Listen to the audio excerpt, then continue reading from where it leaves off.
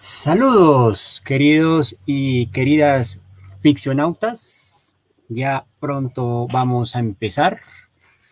Retomamos nuevamente nuestras charlas y hoy pues vamos a estar conversando acerca de un tema o uno de los grandes mitos del folclore europeo y por supuesto ya podríamos decir que el folclore universal, ¿no? Vamos a hablar entonces de los vampiros.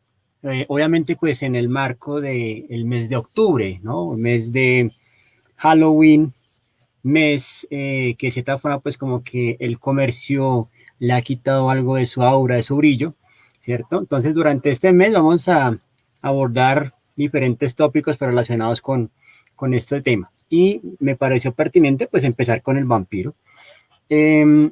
Obviamente, yo creo que muchos y muchas de las que están sintonizándose en este momento tendrán sus puntos de vista encontrados, ¿no? Enfrentados, ¿no? Sin duda, pues para algunos hay grandes obras maestras, para otros hay otros productos culturales que de cierta forma como que le han quitado brillo o aura al vampiro. Sin duda, pues tal vez lo mencionemos, pero podemos empezarlo a decir de una vez, ¿no? Pues me imagino yo.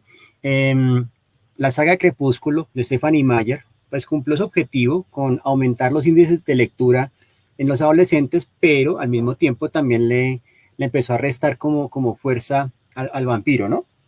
Entonces, de eso hablaremos en este momento. Por aquí voy saludando a mi estimado Carlos Clavijo. Muy, pero muy buenas noches.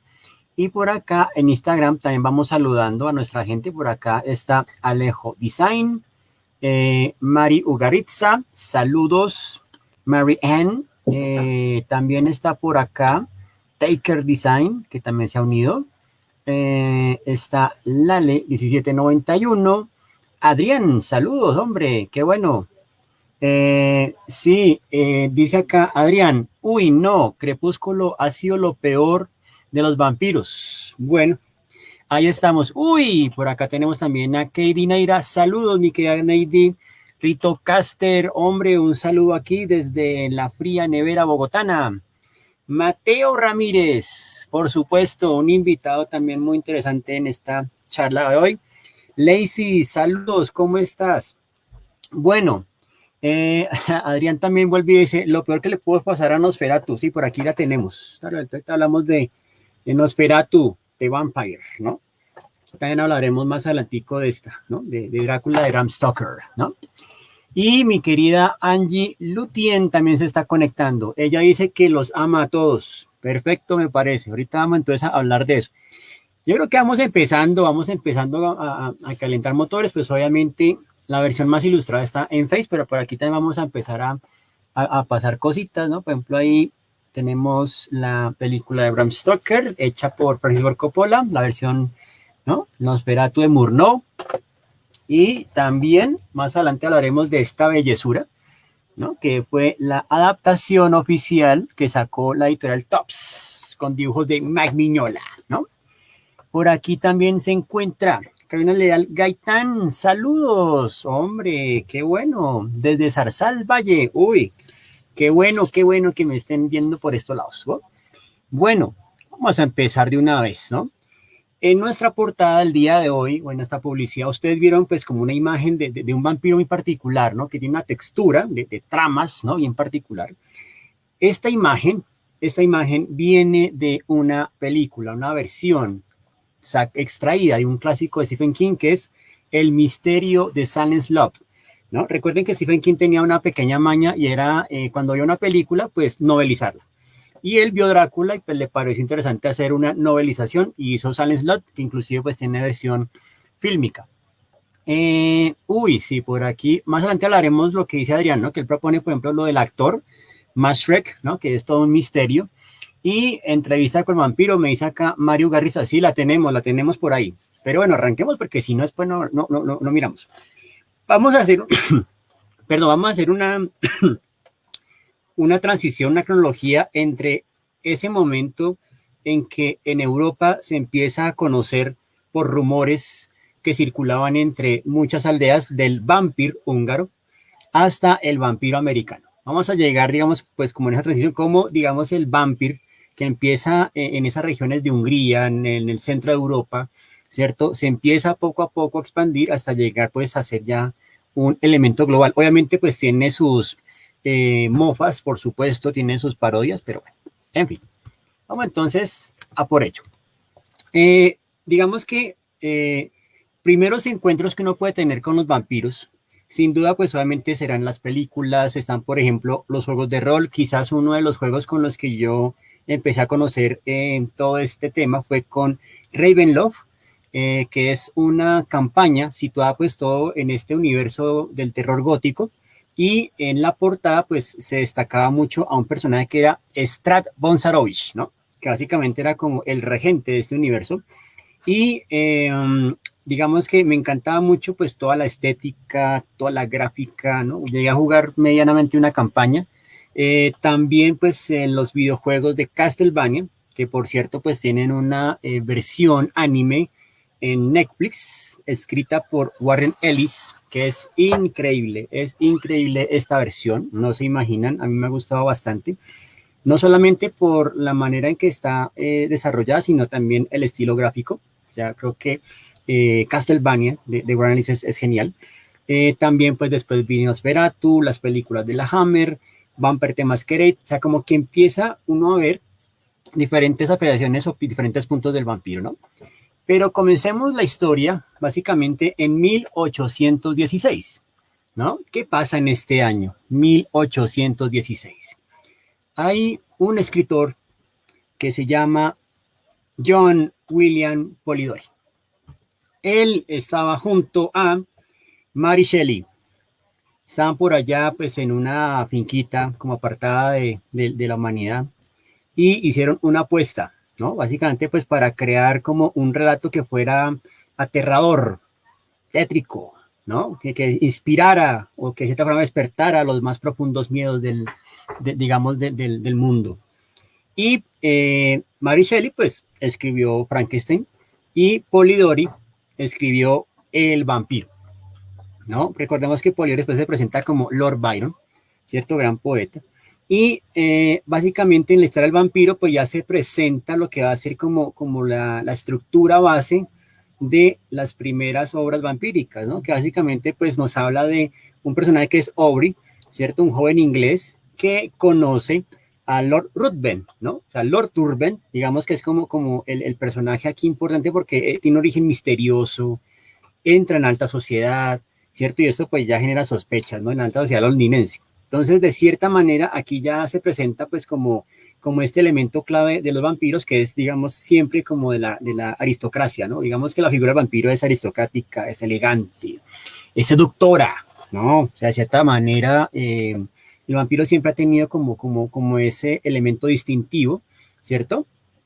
Ah, sí, señor, los Strigoi, sí, señor, por ahí vamos.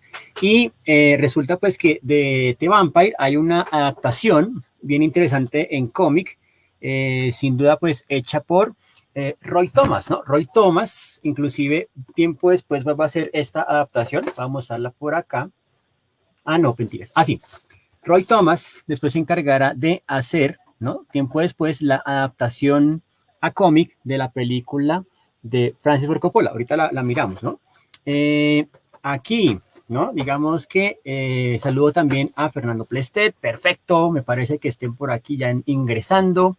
Por aquí también está Juan Esperalta. Saludos a Juan Esperalta. Mateo Ramírez nos comenta, recomiendo la película Gothic sobre esta fatídica noche en Villa Diodati. Oiga, bueno, buen dato, vea, ahí para que echemos la gafa. Entonces, este relato, digamos que se escribe pues en este lugar, ¿cierto? Entre el 16 al 19 de junio de 1810, y ahí empieza, digamos, pues como como la base, como la estructura narrativa sobre la cual se va a empezar a desarrollar pues como los primeros acercamientos del vampiro. Ahora, también digamos que hay un libro, hay un autor muy interesante de apellido Fraser, y él tiene una investigación que se llama La Rama Dorada. En este libro, digamos que él empieza a documentar, ¿no?, distintos tipos de prácticas, y hay unas donde obviamente se centra pues como la figura de, digamos, estas personas que beben sangre, ¿no?, que de cierta forma se alimentan de la sangre, ya las documenta ahí, y son, digamos, prácticas que se empiezan a desarrollar en Egipto, en Grecia, ¿no? Entonces como que de ahí viene, digamos, pues como el tema ahí del asunto, ¿no? Entonces, digamos que Fraser, pues desde la línea, digamos, evolucionista, ¿cierto?, declara que en todas las culturas ha surgido un proceso de evolución religiosa, ¿no? Digamos que esto es como una práctica de una creencia, un sistema de creencias en particular, y se centra mucho, pues, en esta otra. Ah, bueno, ¿qué me dices por acá? Mapizarro me dice, la novela de Buena Espina también. Oiga, sí, esa también puede ser recomendable. Claro que sí.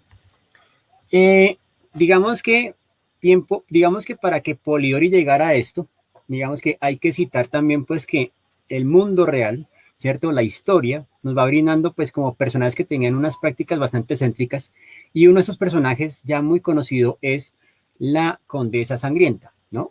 Que digamos se escribe como Elizabeth Bathory, pero que muchos la conocemos como Elizabeth Bathory.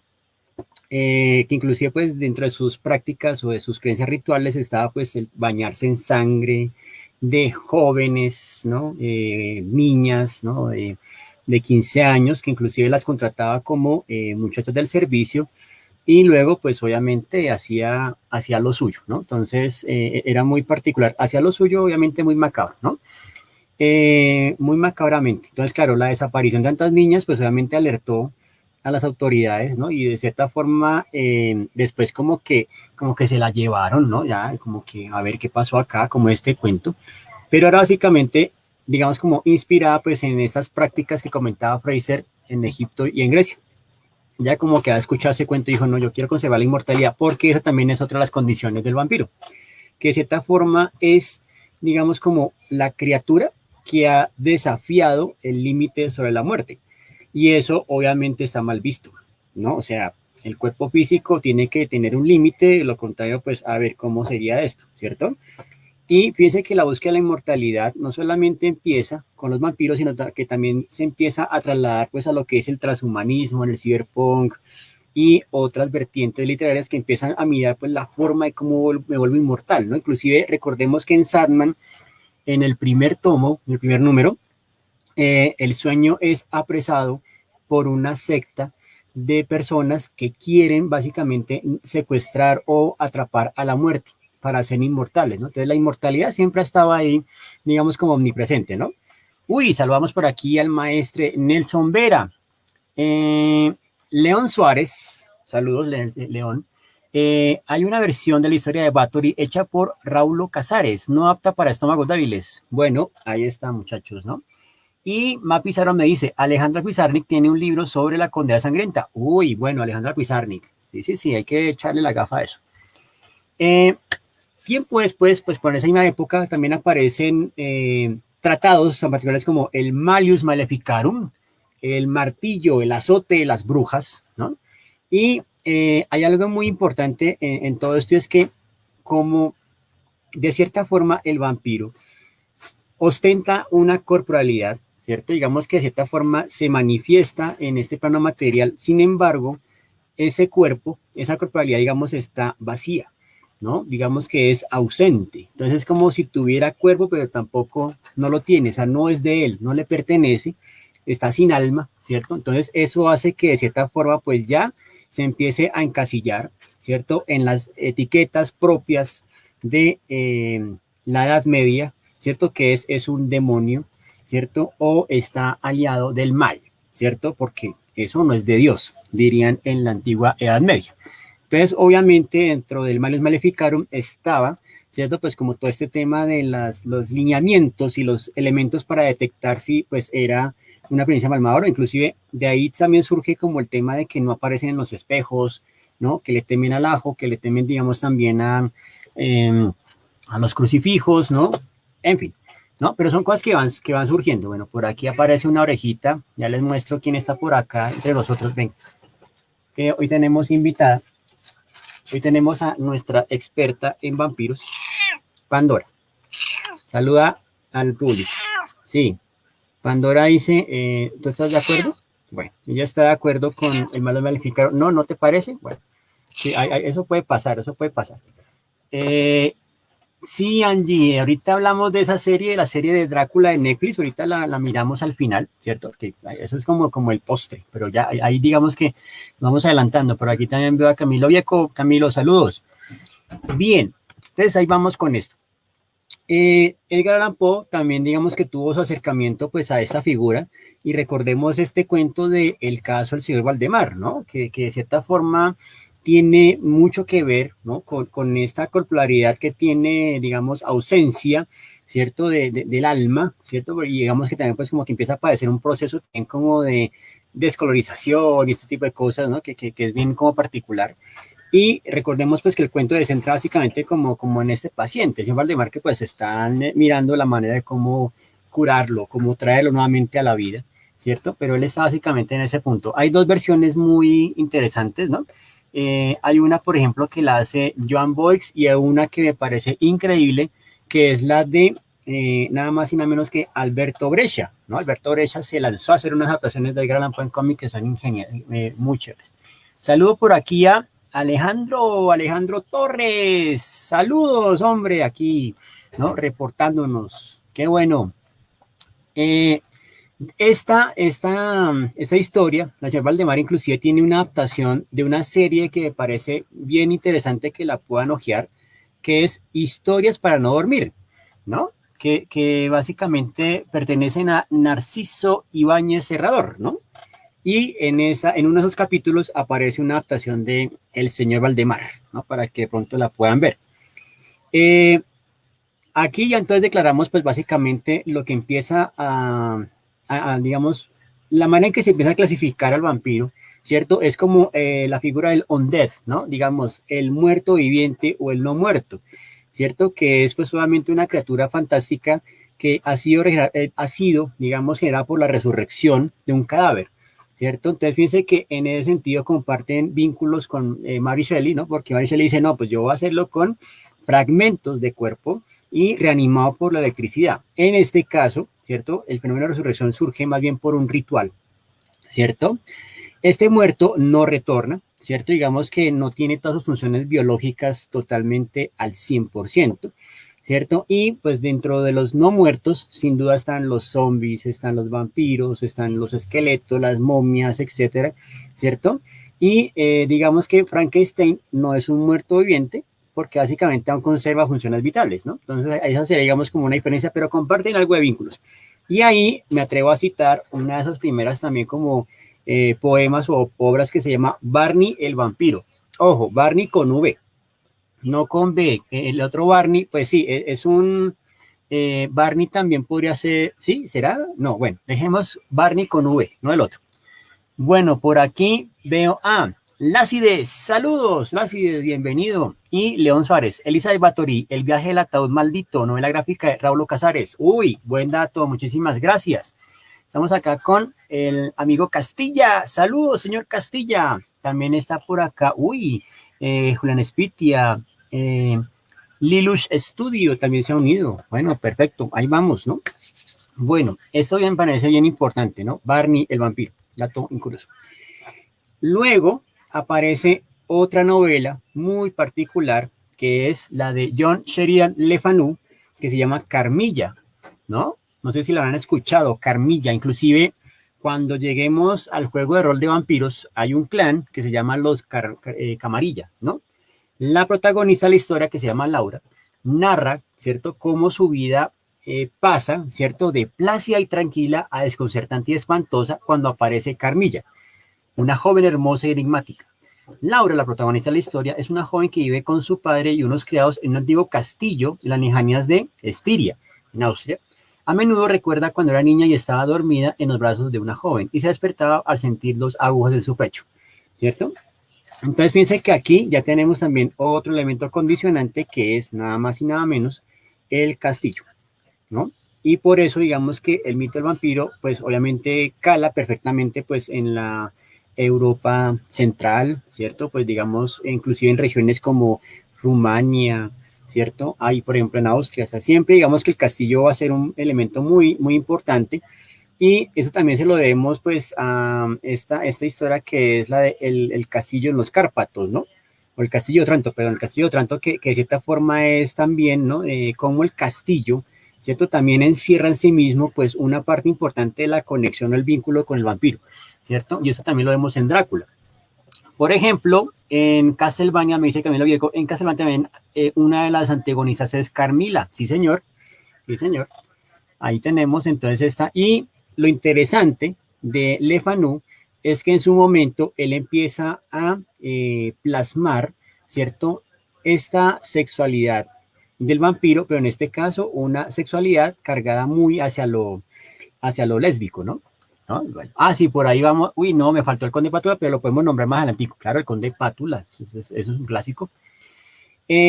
Más adelantico, inclusive pues con esa historia de Lefanu, se van a desarrollar una serie de adaptaciones al cine, como por ejemplo La novia ensangrentada, los vampiros amantes o La lujuria por un vampiro, ¿no?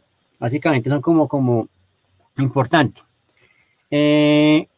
Jorge Emilio Franco, hola Jorge Emilio, no sabía que compartíamos este tópico de interés. Dirijo Vampire Masquerade por si le llama la atención. La camarilla es un grupo de clanes que creen que la convivencia pacífica con los humanos es... bueno, que creen en la convivencia pacífica con los humanos, en esa mitología. Oiga, bueno, interesante dato, gracias Jorge Emilio. Entonces aparecen esas películas que están muy inspiradas pues en esta versión de Lefanu, de Carmilla. Obviamente Carmilla digamos que la basa mucho en Elizabeth Bathory, la basa mucho en la Condesa de Sangre, ¿no? Y pues empieza a desarrollar digamos pues como esta conexión del amor digamos, lésbico, ¿no? O sea, esa conexión de la sexualidad que también va a ser como otro elemento importante, ¿no? Pasamos a 1897, ¿no? Salto cuántico, ¿no? Ahí. Y en este año, pues digamos que aparece el escritor Bram Stoker, ¿no? Bram Stoker, ¿no? Digamos, tiene, ¿no? Inclusive hace poco, digamos que el año pasado, encontré esta versión que básicamente se le conoce como Los Poderes de la Oscuridad, que es de Bram Stoker y Vladimir Asmundson, ¿no? Básicamente es una colaboración como a cuatro manos y aquí desarrollan pues todos los componentes para luego convertirlo en Drácula. O sea, es como el antecedente de Drácula, ¿cierto? Esta novela, esta la sacó Ediciones B, no sé qué tanto se consiga en la actualidad, pero es muy recomendable porque viene anotada y todo el cuento. Uy, por acá, Rito Caster me dice, maestro, me estoy recordando de una película coreana animada de humor sexoso que se llama Vampiros en La Habana. Claro, Vampiros en La Habana. Por ahí, inclusive, en estas emisiones del Cineclub de la Tadeo, hicieron una muy buena charla sobre esto, dirigido por Juan Alberto Conde, que por ahí creo que está entre los invitados. Saludos, Juan Alberto. Bueno, Bram Stoker nace en Dublín, fallece en Londres, digamos que él empieza, pues, tiene pues como una fijación con todos esos elementos bien particulares, ¿no? Y una de sus influencias, digamos que va a ser pues el Castillo de Otranto y otras historias más, ¿no? Y Drácula se publica inicialmente, ¿no? Pues digamos como con una portada muy tipográfica, luego sacarán otras portadas donde ya incluyen pues el tema del castillo. Y hace unos años, Leslie Kingler se dedicó a sacar como unas versiones anotadas, ¿no? Digamos que hay versiones de los libros canónicos, por ejemplo, Frankenstein anotado, Alicia anotado, Lovecraft anotado y Drácula anotado. Y la introducción de este libro la hace Neil Gaiman. O sea, que uno dice a la fija, ¿no? Digamos que es bien importante. Angie, te puedo decir que posiblemente sí lo vendan en la Lerner, posiblemente sí esté ahí fue donde lo encontré aquella vez, ¿no? Y bueno, pues básicamente hay un libro que hay que mencionar que es de Horace Walpole, que es El Castillo de Otranto, ¿cierto? Que ya le vamos a mencionar, pero entonces, ¿de qué trata el Castillo de Otranto? Básicamente nos sitúa en un castillo, ¿cierto? Donde, cuyo dueño se cree que fue asesinado en las cruzadas, ¿no? Y usurpó su lugar Manfredo, ¿no? Pero el castillo tiene una maldición. El hijo de Manfredo se casa con una muchacha, pero luego muere y a partir de ahí la trama se va complicando en contraposición con la novela histórica que luego se popularizó a través de autores como Walter Scott. Los sucesos no sirven como excusa para exponer un periodo histórico, sino que es en este el que subyuga los acontecimientos creando una atmósfera adecuada. Entonces el castillo como elemento de conexión también como con la figura del vampiro. Bien, sin duda, Bram Stoker también se centró en una figura muy importante también de Rumania, que es el conde Vlad Tepes, ¿no? Vlad Tepes, el empalador, que inclusive él tenía un seudónimo, Vlad Dracul Tepes, Dracul, el hijo del diablo, ¿no? Entonces, de ahí como que tomó esta referencia, ¿cierto? Y si ustedes se fijan en la versión de Francis Ford Coppola, la historia arranca básicamente en las peleas o en la guerra contra los turcos, ¿no? Y los otomanos. Y recordemos pues que el personaje es el que ir a la contienda, es vencedor, pero luego se entera de que su amada Elisabetta falleció. Y eso le va a crear un conflicto porque él dice, pues ya no confío más en esta deidad, ya no confío más en esta religión, ¿cierto? Y se declara en contra de esa religión y pues ahí empieza su proceso de transición a volverse vampiro. Aquí también saludo a Gallinaxa, Astor Salazar y a Micho de Trapo. Saludos, hermosa Mrs. Fixie, como siempre, viéndonos por acá. Bueno, Vlad Tepes tenía una costumbre muy particular, ¿no? Recordemos que a Vlad Tepes le encantaba, digamos, almorzar mientras veía cómo la gente estaba empalada, ¿no? El tipo ahí disfrutaba de su almuercito viendo a la gente empalando. El tipo tenía un gusto por la sangre muy particular, ¿no? Van Helsing, que es otro de los protagonistas de la historia, digamos que tiene una frase que enmarca lo que es el vampiro, ¿cierto? En particular dice, es su cuerpo, y no obstante, no lo es. Esa frase memorable de Van Helsing. Aquí pues presentamos la encarnación que hace Anthony Hopkins. Interesante, ¿no? La película de los 90. Claro, eso tiene que ver pues con el mito del no muerto, que inclusive también aparece como referencias en la Divina Comedia de Dante Alighieri, también aparecen otras ilustraciones, por ejemplo, basadas en el tema del vampiro, ¿no? Que es como básicamente este cadáver que resucita a partir, digamos, de unos rituales mágicos, ¿no? Y tiempo después, pues aparece, digamos, esta historia, ¿no? Nosferatu, Nosferatu, Nosferatu The Vampire de F.W. Murnau, ¿no? Que básicamente está, digamos, localizada entre lo que es el expresionismo alemán. Este movimiento artístico pues empezó como a desplegar una serie de facetas bien particulares en la expresión artística y en las películas pues estaba el gabinete del Dr. Caligari y también pues estaba Nosferatu. En Nosferatu, digamos que nos cuenta una historia muy particular y es que inicialmente Murnau quería hacer una adaptación de Drácula, pero no logra, digamos, obtener los derechos, digamos, de desarrollo, los derechos de autor para poder hacer la historia. Entonces él dice, bueno, me voy a inventar mi propia historia, voy a hacer mi propio vampiro. Y él entonces pone y manifiesto que antes de Drácula está el Nosferatu, ¿cierto? Inclusive también es otro de los clanes que hay dentro del juego de Vampire, de Masquerade, ¿no? Inclusive es el que tiene muchísimo poder. Entonces, este Nosferatu, pues digamos que se basa en el mismo plan, ¿no? Básicamente es, ¿no? Como la gente viene de raíces, que va al castillo, se encuentra con el conde Orlok, y el conde Orlok, pues obviamente dice, no, listo, hagamos el trato, se va para Inglaterra, ¿no? Se va, digamos, en un barquito, y en el barquito obviamente pues también hace lo suyo, ¿cierto? Y de este, digamos que también hay una excelente historia, inclusive en los 70, si mal no estoy, se hizo una versión con Klaus Kinski, ¿no? De actor, ¿no? Muy particular de la ira de Aguirre, la ira de Dios y otras como Cobra Verde, bueno, otras películas. El tipo era un caso muy particular, pero hizo una adaptación de... Y digamos que en esas ocasiones en las que uno estaba en la universidad y había cinearte en algún cineclub del centro, pues nos pudimos ver la película que se llamaba La sombra del vampiro, ¿no? Ah, León Suárez, claro, Drácula, muerto pero feliz. Sí, señor, sí, señor. Entonces, en La sombra del vampiro, digamos que el actor, o digamos, lo que presenta, o la hipótesis que presenta es que Murnau contrató a un vampiro de verdad, ¿cierto? Y básicamente, pues, le ofreció, digamos, pues, como bastantes víctimas a poder lograr la película. Le dijo, mire, tengo esta cantidad de personas, pero no puedes tocar a esta actriz. El resto, tranquilo. O sea, esos son sus víctimas. Y el tipo me dice, listo, hagamos el trato. Yo me voy entonces, digamos, me voy alimentando de la tripulación del barco, de sus técnicos camarógrafos, no hay problema. Pero después no respondo, ¿cierto? Y pues obviamente, digamos que la escena final es como una trampa que le tiende el director para vencer, digamos, a este vampiro. En este caso, la encarnación es a cargo de Willem Dafoe, parece muy bien, y John Malkovich, pues, haciendo el papel de Murnau.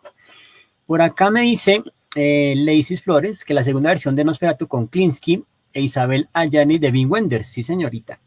Y Jason Cruz me dice, hablando de juegos también están los juegos de Legacy of Kain y Soul River. Sí, sí, sí. Obviamente es que los vampiros dan tela para dónde cortar. O sea, es que el tiempo es tan corto que puse, pero los podemos ir mirando también como referencias, ¿no?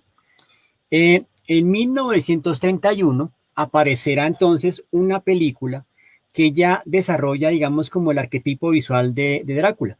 Esta película se llama Drácula y ahí se presenta a Bela Lugosi, este actor que de cierta forma pues encarnó a Drácula en unas cuantas películas y pues obviamente le dio el síndrome del vampiro al punto que cuando salía a la calle pues creía que todavía tenía esos poderes.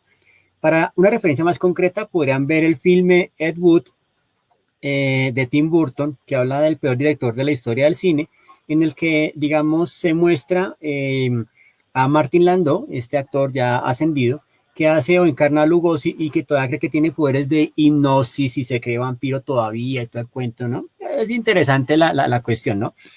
Ahora, cuando digo arquetipo visual es que les habían pues como el tema de la capita con digamos, el cuello levantado, la cruz, las entradas, ¿no? Inclusive pues ese es el que uno ve, por ejemplo, en Hotel Transilvania y otro tipo de referencias. El Conde Contar, por ejemplo, viene también representado de acá, ¿cierto? Pero básicamente digo que eh, digamos, también esa cuestión. Ah, bueno, por aquí Mateo nos dice que es de Herzog, Werner Herzog, director, ¿no? Más adelante empieza pues esta productora Hammer Films a desarrollar pues sus versiones y ahí tenemos a nadie más y nada menos que este elocuente actor, ¿no? Que encarnó al Conde Dooku en Star Wars, que ha encarnado personajes también con Tim Burton y de cierta manera pues lo conocemos por Saruman en El Señor de los Anillos, ¿no? Este señor actor, oiga, es tan importante que en este momento de la emoción se me olvidó el nombre.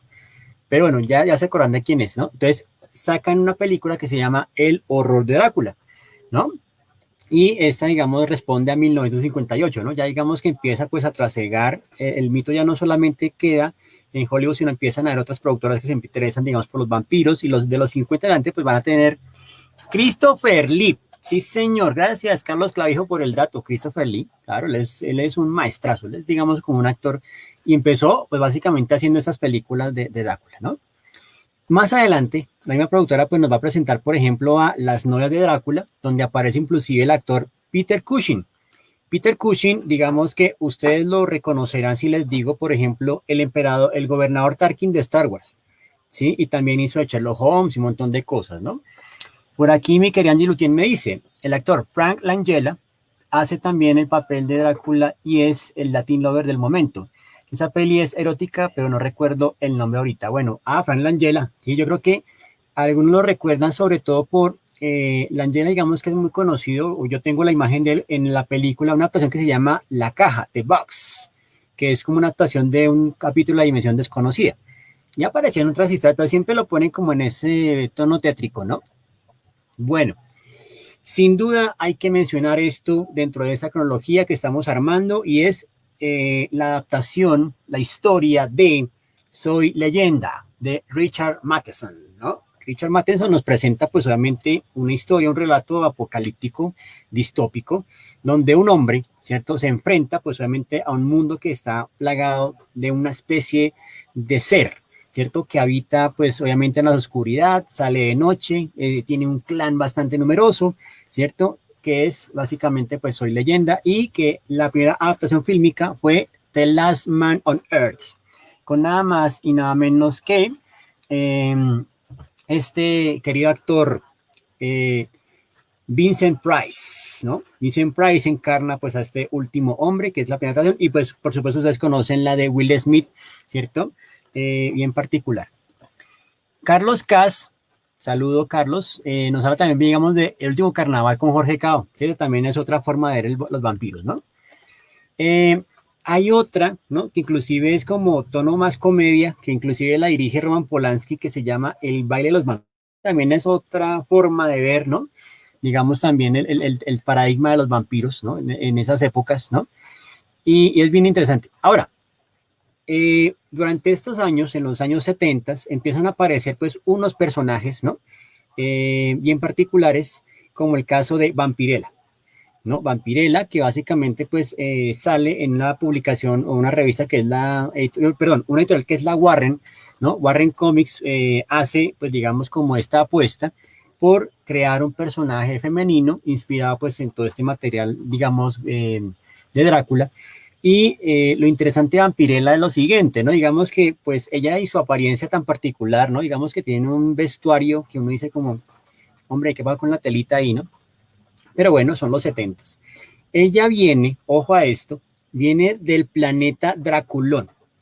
Viene del planeta Draculón, o sea, hay un planeta, ¿cierto? Donde fluyen ríos y ríos de sangre y se alimentan y todo el rollo, ¿cierto? Y pues obviamente ese planeta está llegando a un punto de desequilibrio y pues ella, digamos que pasa ese planeta a nuestro planeta de la Tierra y pues obviamente ella tiene que alimentarse de sangre, indudablemente, ¿cierto? Y pues hay un conflicto de intereses allá en el planeta, entonces por eso tiene que abandonar, es como una exiliada de este planeta que llega a la Tierra, ¿cierto? Y de cierta forma, pues contó con la ayuda de Fran Frazetta y otros ilustradores más, pero sin duda, pues digamos que las versiones más interesantes son las de Jorge González, ¿no? Jorge González, que es un tremendo dibujante e ilustrador, hizo las mejores versiones de Vampirella, ¿no?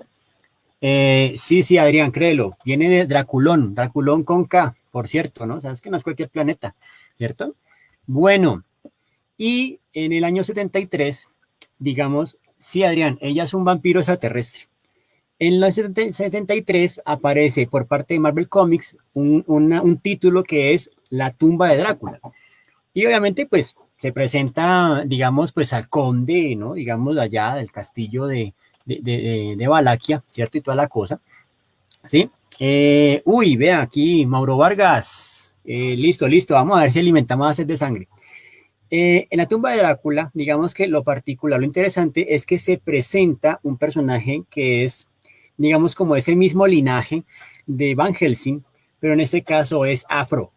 Ojo, es afro y se llama Blade, el cazador de vampiros, ¿no? Que este va a ser un personaje bien interesante, ¿no? Inclusive el simple hecho de que sea afro, ¿no? Y que es, digamos, como mitad humano, mitad vampiro, ¿cierto? Lo hace como el más idóneo para dar cacería a estos seres, ¿no? Que se alimentan de la sangre, ¿no? Bueno, la tumba de Drácula. Ahí, básicamente, después vamos a ver, pues, como una seguidilla, por ejemplo, George Romero, que es muy conocido por toda esta saga de los zombies, ¿no? Land of the Dead, Time of the Dead y demás, tiene una visión muy particular en una película que se llama Martin, ¿no? Y Martin, pues digamos que es una exploración muy singular de esa naturaleza de lo monstruoso, ¿cierto?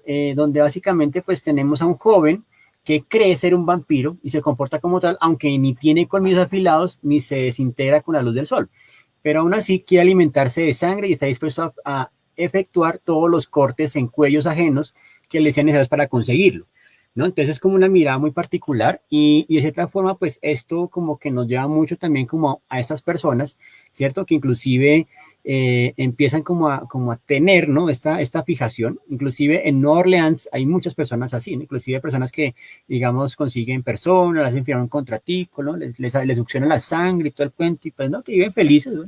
Esas son cosas que pasan. Entonces Martín es un poco el reflejo de eso, de Romero. Volvemos entonces a Stephen King y Silent Slot, ¿no? Que básicamente es como una versión que él hace de Drácula, ¿cierto? Lucha directos con John Jairo Rodríguez, con el señor J. No, pues aquí no es lucha, sin duda. ¿Cómo fue? ¿No? Voy a hacer un uppercut, no mentiras. Bueno, el J es nuestro gran amigo, aliado de todas estas causas geek, y él, pues, supuesto, tiene su franja con Spooky House, donde presenta novedades, charlas temáticas y demás. Y un gran saludo, y qué bueno que estén también haciendo estas labores de divulgación que son importantes. Bien, San Slot, digamos que es como esa historia de traer, ¿no? El mito del vampiro, ¿no? De los castillos a Estados Unidos, y pues allí básicamente pues habla como el mismo, coge los mismos lugares comunes, ¿no? De Stoker, solo que ambientados en Estados Unidos, ¿no? Por la época de Vampirella, me dice León Suárez, se estrenaría en cine Blácula, éxito en taquilla que inspiró una pequeña ola del género de Blaxploitation. Oiga, sí señor, Blácula, ¿cómo no? Bueno, nos faltó colocarla, pero sí, Blácula es importante. Inclusive con ese que también hasta había un cereal que se llamaba el Conde Chocula, ¿no? El Conde Chocolate, el Conde del chocolate, ¿no? Oigan, no me podía quedar sin mencionar esta, queridos y queridas ficcionautas, que es The Hunger, el ansia.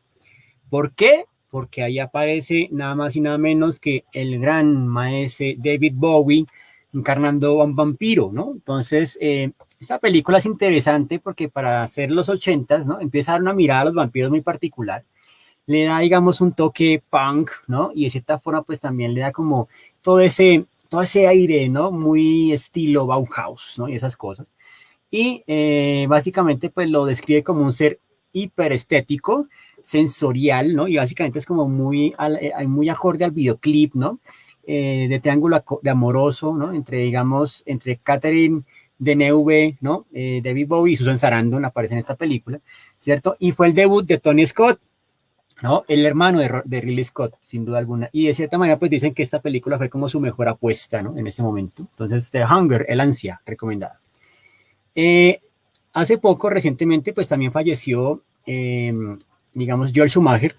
Y lastimosamente, Joel Schumacher, muchos lo conocieron fue por estos dos fiascos de Batman.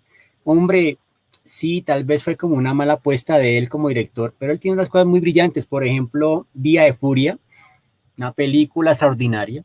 Y Los Boys, ¿no? The Los Boys, que también es una apuesta muy chévere porque combina como la comedia teen, la comedia adolescente, pues con el tema de los vampiros, y aparece Kiefer Sutherland, también aparece este actor de Billy Ted, ¿no? Aparece también como parte de esa logia, de esta pandilla de vampiros que azotan, digamos, el pueblo, ¿no?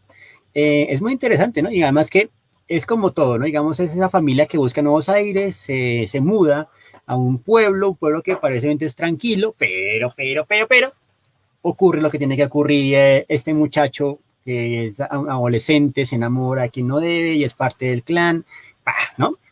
En fin, ahí se dispara todo, pero esa también es una apuesta muy recomendada que hace pues George Schumacher, ¿no? Para que de pronto le tengan en cuenta.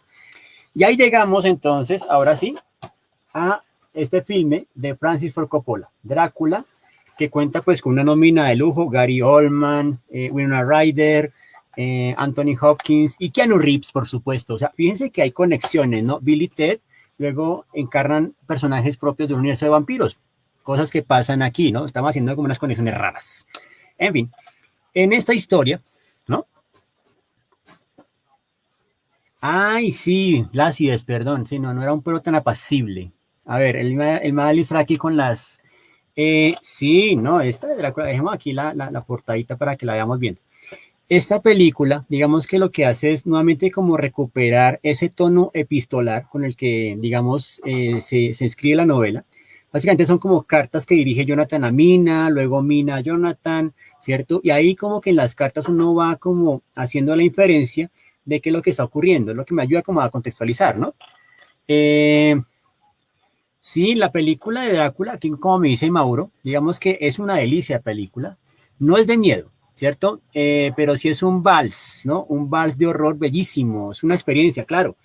Lo que hace Coppola es también darle un matiz, digamos, como de esa vuelta al gótico, ¿no? De ese amor, o digamos como de esa atracción, ¿no? Por la fuerza natural, ¿cierto? Y ustedes lo pueden ver digamos, escenas como la de El Lobo cuando va por Lucy, ¿no? Es como esa fuerza animal, la fuerza salvaje, ¿no? Inclusive el tema de la sangre, también pues estamos hablando de una época que era la época victoriana, muy mojigata, etcétera, ¿cierto? Donde básicamente, si se dan cuenta, pues el vampiro siempre llega a la zona erógena, ¿no? Que es básicamente el cuello, que es una de las zonas más sensibles, ¿no? Entonces por eso el cuello, y digamos aquí, ¿no? ¿no? Claro, entonces muerde acá porque es la zona erógena, la sangre, ¿no? ¿Cierto? Lacies me dice que entre los voices, el pueblo de los Boys no era tranquilo. Las primeras frases son, estamos mudando al pueblo más violento de Estados Unidos. Oiga, sí, bueno, no me acordaba esa parte.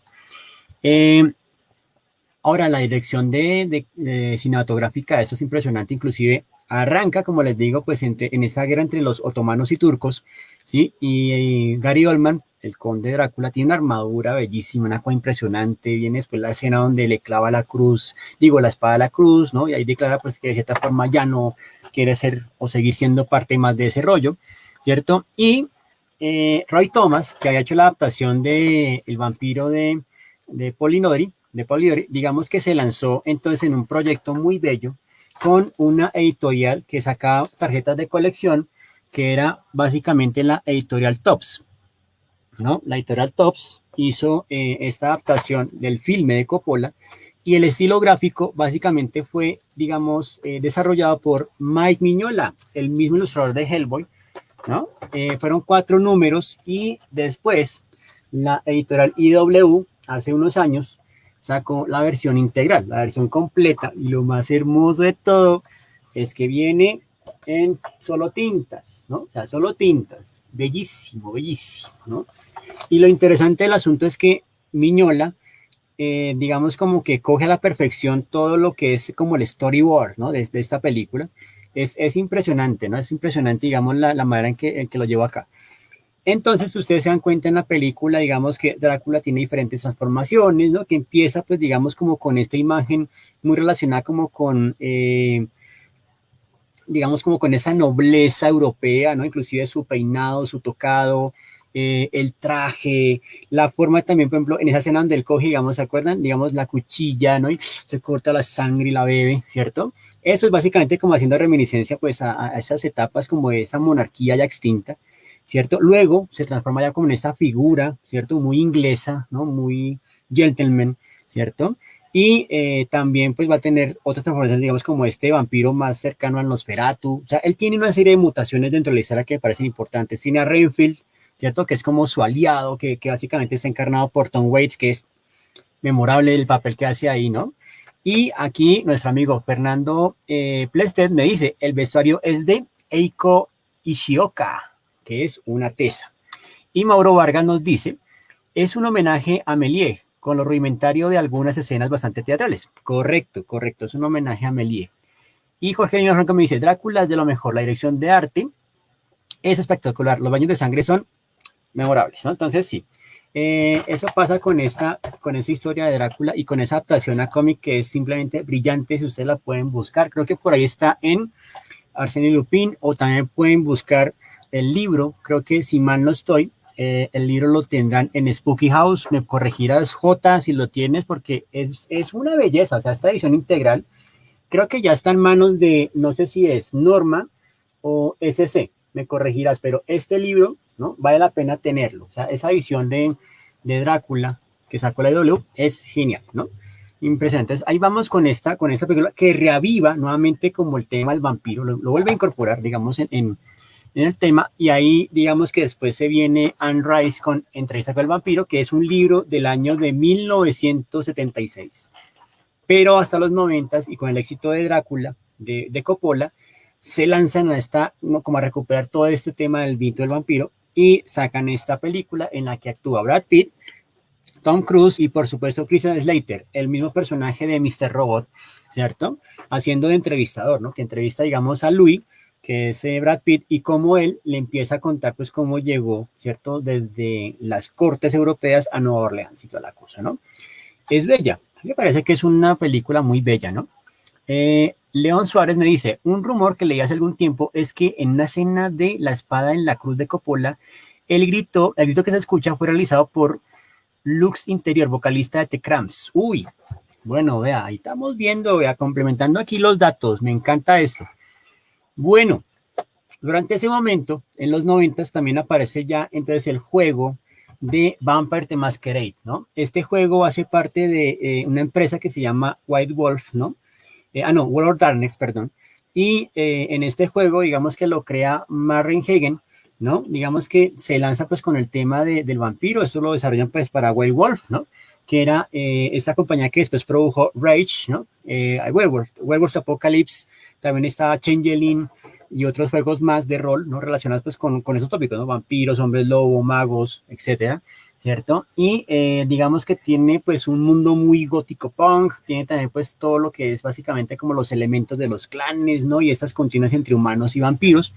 Y es un juego muy interesante, inclusive pues ya sabemos que Jorge Emilio tiene dirección de este juego, interesante, después vamos a mirar. En este rollo, digamos, sobre todo, este juego se parece mucho también a Werewolf en la medida en que hay distintos grupos o clanes, ¿no? Entonces van, por ejemplo, los clanes que van como, digamos, el Toreador, el Nosferatu, el Malkavian, la Sombra, los Rapnos, los Ruya, están también los Giovanni, que son como los más aristocráticos y que vienen como de esa herencia italiana, los Hidros de Set, los Gangrel, los Tremer, los Kaintif, los Ventru, ¿no? Son varios clanes, ¿no? Inclusive cada uno tenía su propio libro de reglas para poderlo jugar. Es un juego impresionante, ¿no? Digamos este. Luego seguirán otras cosas como, por ejemplo, Vampires, ¿no? De John Carpenter, pues que John Carpenter nos ha dejado cosas tan bonitas como nada más y nada menos que Daylife y otras cosas más, ¿no? A propósito del gótico punk, nos dice Enes Olvera, vale recordar al gran vampiro musical Peter Murphy, vocalista de Bauhaus, sí señor, sin duda, inclusive creo que Peter Murphy tiene un cameo en Crepúsculo. Bueno, cosas que pasan. En Vampires, ¿no? Básicamente, ¿qué es lo que sucede? Que James Woods, que es el protagonista, ¿cierto? Y Daniel Baldwin comandan un grupo de cazadores de vampiros a sueldo del Vaticano. Ojo, el Vaticano financia grupos de cazadores de vampiros que no se andan con tonterías, ¿no? Lejos de la sutileza de Van Helsing, entran en las guaridas de vampiros y los sacan a estacazos con la ayuda de cables de tracción a la luz solar. Y como vemos en una impresionante escena inicial, que ha pasado con todo el derecho a la mejor del subgénero vampírico moderno. Por desgracia, el resto de la película no mantiene ese soberbio nivel, pero aún así, este western con colmillos es una pieza digna de revisión. Bueno, ahí está el dato de Vampire de John Carpenter. También hay otra que es bastante particular, que es Déjame entrar. Esta, digamos, es una película, una apuesta bien bonita, ya les digo. Esta es del año, si mal no estoy, permítanme un poquito. Esta película es del 2008 y la dirige Thomas Alfredson, ¿no? Básicamente.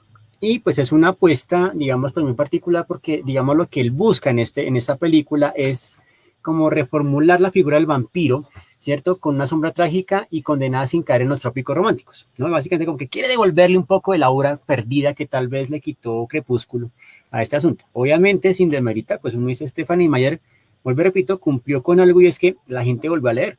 La gente volvió a leer y me parece genial que haya sido pues con esa saga, pero entonces la manera en que ella los presenta, yo lo denomino así, ¿no? Es mi punto de vista, aquí Pixorama dice punto de vista, para mí Crepúsculo es como si lo hubieran diluido su aura como en Soflán, ya tiene mucho suavizante, es mi punto de vista. Obviamente es debatible, pero Crepúsculo yo creo que le puso mucho Soflán la figura del vampiro. Es mi opinión, mi humilde opinión, ¿no? De pronto ya habrá alguien que me diga, no, son así. No, es mi humilde opinión, como ya persona entrada en ciernes, en años, pues, ¿no? Pero sí, a mí Crepúsculo, inclusive al Hombre Lobo también le pone un poquito de Soflán. Entonces como que coge los mitos que durante un tiempo tuvieron como ese gran potencial de poder, ¿no? ¿Cierto? Y los vuelve, en fin. Bueno, ahí vamos, ¿no? Otra película bien interesante también es esta de Only Lovers Left Alive, ¿no? Que es bien particular, es un filme de Jim Jarmusch, ¿no? Que básicamente pues nos recuerda que los vampiros son un perfecto símbolo de la laguidez romántica y nos devuelve esa imagen del vampirismo con una película que parece aislada del tiempo en una burbuja. Además que está con Tilda Swinton, ama el favor, esta mujer, una señora actriz, ¿no? Esta digamos que me parece muy bien. Adrián me dice, por ejemplo, las versiones de Disney. Oiga, Disney sí que le echa, y no solo Soflán, le pone K-pop al asunto y una mezcolanza que no conviene esas impurezas, pues, ¿no? También tengo que mencionar, por ejemplo, la saga de cómics de American Vampire, ¿no? O como le dice nuestro amigo J de Spooky House, American Ñampiro. Esta saga, digamos que es bien interesante en la medida en que lo que hace es empezar a desarrollar un despliegue diferente, ¿no? Digamos, decir, hay varios tipos de vampiros, hay, digamos, clanes en conflicto, eh, y digamos que toda esa historia empieza pues en 1880, ¿no? Digamos que eso es como el punto de partida, pero entonces ahí descubren, digamos, pues como otros, otros escenarios, digamos, durante la época de los años 20, los 30, los 40, durante las décadas van mostrando pues cómo surgen esos clanes de vampiros, ¿cierto? Y básicamente son especies que son secretas, que están, digamos, como ocultas y que de cierta forma pues luchan básicamente por mantenerse dentro de ese universo. Esta, digamos que la escribe, la desarrolla Scott Snyder junto con Rafael Albuquerque, pero también tiene, digamos, otros ilustradores, ¿no? Que digamos, Sean Murphy y otros ilustradores más, una serie muy recomendable, ¿cierto?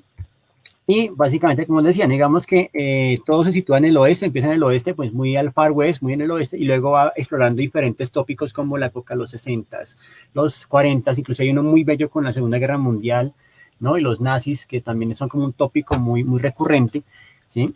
También está, por ejemplo, la historia de Batman Drácula, Lluvia Roja, básicamente que está creada, ¿no? Por Doug Moench, ¿no? Y ilustrada por Kelly Jones, ¿no? Que Kelly Jones es uno de estos grandes ilustradores del cómic que le da como una atmósfera bastante tétrica y además que es, por ejemplo, Batman y Drácula se comportan como seres de 11 cabezas de proporción, muy al estilo del Greco, ¿no? Una cosa bien bonita, plásticamente hablando, y pues básicamente este encuentro entre estos dos seres de la noche, ¿no? También tenemos en este relato, por ejemplo, 30 días de noche, que es escrita por Steve Niles e ilustrada por Ben Templesmith, que inclusive tiene versión fílmica, que nos lleva básicamente a un pueblo de Alaska, el pueblo de Barrow, que durante un cierto periodo de tiempo, pues obviamente se queda en oscuridad, precisamente esos 30 días, y es cuando llegan los vampiros, pues, ¿no? A hacer de las suyas en ese pueblo, además que están aislados de la sociedad, ¿no? Mejor dicho. En fin, también hay que decir, dentro de los archivos X, en la temporada 2, capítulo 7, hay un acercamiento al tema de los vampiros. Creo que hay dos, ¿no? Dos capítulos con vampiros. Pero ese es particularmente genial, ¿no? Porque, digamos, inclusive hablan, digamos, del Club Tepes y dan como una serie de indicios, ¿no? Que lo llevan como uno a recordar o a conectar con la visión de Stoker, ¿no? Entonces, ahí básicamente vamos viendo en este camino tan bello. También, más adelantico, pues, habrá series como True Blood, que es una apuesta de HBO, ¿cierto? Ay, sí, vea, también está, digamos, lo que dice nuestro amigo Nelson Vera, el manga de Kouta Hirano y luego anime Hellsing, ¿no? Que es toda una maravilla, de acuerdo. Aquí dice, por ejemplo, Leon Suárez dice, imagina que llegaremos allá más adelante, pero para tener en cuenta, Aguirre Walks Home, Alone at Night de Ana Lili Amipur y From Dusk del Crepúsculo Amanecer de Rodríguez y Tarantino. Claro que sí, o sea, no las puse, pero sí, sin duda León Suárez aquí ya nos dio un gran comentario. Gracias, ¿no? Maestro, ¿qué tal el Máscara de Plata, El Santo contra las Mujeres Vampiro? Entre muchas otras películas mexicanas de luchadores. Oiga, sí, nos faltó ese pedacito con El Santo, sí, señor. Faltó meter esas películas, pero sí, sin duda El Santo se metió con todo. Y una que tiene que ver con Frankenstein, ¿no? André Caster, sí, ya hablamos de Blade, lo hablé como en el cómic de la tumba de Drácula del año 73, que ahí aparece el personaje, pero sí, digamos que nos faltó introducirlo como ya las películas que las dirige pues Guillermo del Toro con Wesley Snipes encarnando este rol tan particular, ¿no? Buffy la Cazavampiros, no la metí, pero más o menos digamos que sí faltó meterlo por ahí, ¿no? Bueno, el Crepúsculo Amanecer tiene serie de televisión que parece buena, listo, vamos a verla. Bueno, en True Blood, digamos que hay una cosa bien particular y es que supuestamente como que descubren un compuesto sintético de sangre que básicamente se puede comprar en el supermercado y eso hace que pues, los vampiros puedan vivir. Y el protagonista, la protagonista, pues es una chica, nada más y nada menos que Anna Paquin, o sea, Titania. Titania se convierte pues en telépata, qué cosas, ¿no? Y básicamente pues esa habilidad le permite saber o leer las mentes de todos y pues obviamente se enamora de un vampiro y todas las cosas, ¿no?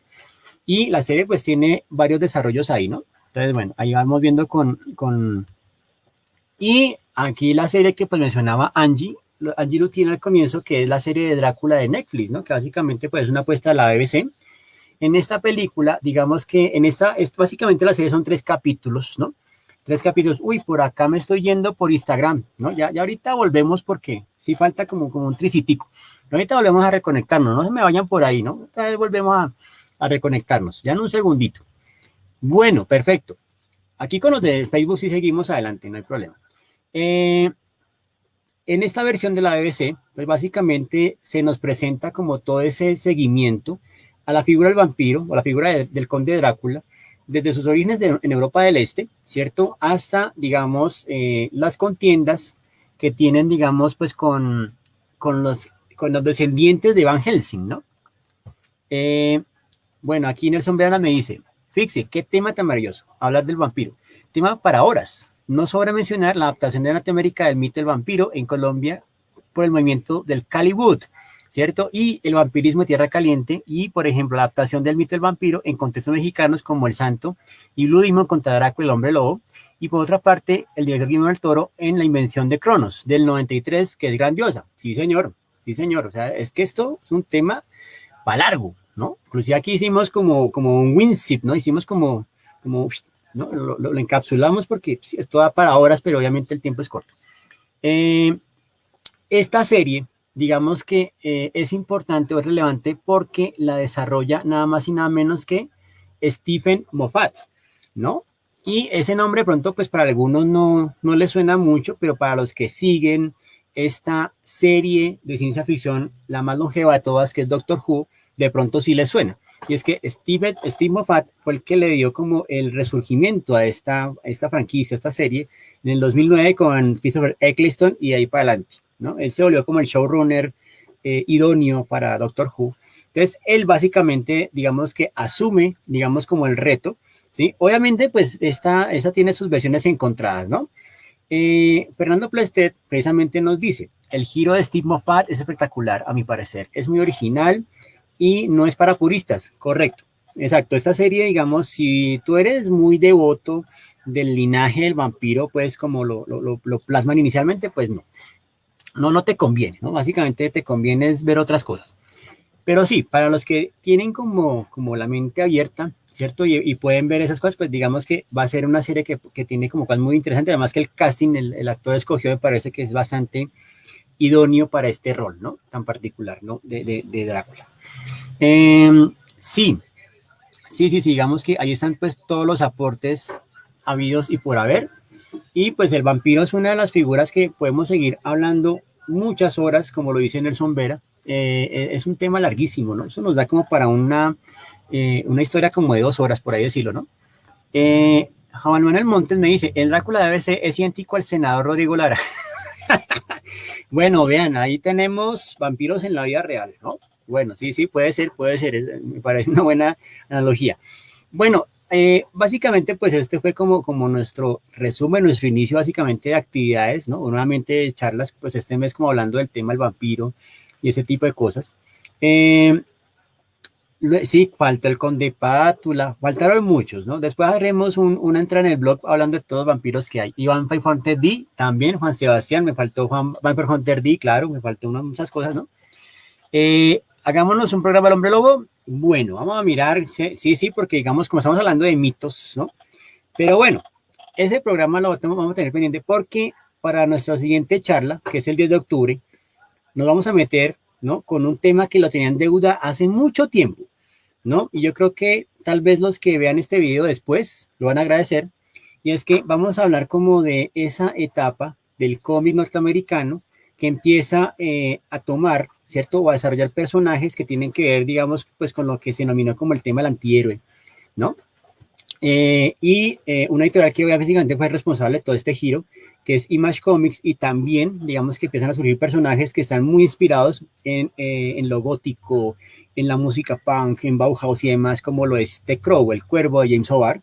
Entonces vamos a estar hablando de estos cómics, ¿no? Básicamente, pues que están muy en la atmósfera de octubre, muy en esa atmósfera del terror, ¿no?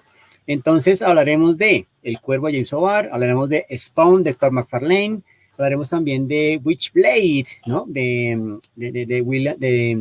este ilustrador, este dibujante tan particular, ¿no? Que es Will Turner, Turner, ¿no? Digamos Michael Turner, y Ted Darnes, que es de Max Silvestri, ¿no? Que fueron como grandes clásicos de esa etapa, ¿cierto? Ay, no, sí, no, es que ya vamos a acabar, no, Adrián, lo saqué, no, no, hombre, no, es que aquí, es que como me toca tenerlo ahí para que no se me vaya el video, pero bueno, no, no, aquí ya estamos y la próxima lo programamos con más tiempito. Entonces, vamos a hablar de eso, vamos a hablar de estos títulos y de estos enfoques del cómic que empiezan pues como a tomar esencias de lo gótico, del terror, ¿no? Y que nos devuelven también pues digamos, uy, por acá nuestra querida Heidi Moscú, saludos, ojo con la película Pura Sangre, sí señorita, esa es buena, esa es buena. Quedamos perdidos, no, no, no, espere, no quedan perdidos, yo ahorita lo reconecto. Bueno, eso entonces es para que lo tengan presente. Esa sería nuestra próxima charla el 10 de octubre. Hablaremos de cómics que tienen que ver pues como con estos personajes, con la oscuridad, con los pactos demoníacos y otras cosas más. Entonces, pues por lo pronto, muchísimas gracias a todos los que se conectaron, a todos y todas mis queridos y queridas ficcionautas que estuvieron muy pendientes. Este video después queda colgado en YouTube para que de pronto lo redistribuyan, ¿no? Lo compartan, lo viralicen. Si les gustó, compártalo con sus allegados, ¿no? Para que esto siga creciendo más y pues obviamente tengamos muchísimos más seguidores y seguidoras, ¿no? Que nos apoyen en esta noble causa. Por lo pronto, pues que tengan una feliz noche, felices sueños vampíricos y nos veremos entonces el próximo sábado para hablar de estos personajes. Un fuerte abrazo a todos y todas y reitero, muchísimas gracias por estar aquí conectados, ¿no? Nos vemos, muchas gracias, ¿no? Un tema inagotable, como dice Mauro Vargas. Saludos, Mauro, Adrián, Mateo, a todos, a Jorge Emilio, a Fernando, a todos los que se conectaron y todas las que se conectaron. Un placer, como siempre, llevarles estos temitas, ahí como siempre a ustedes, y nos hablaremos. Bueno, chao.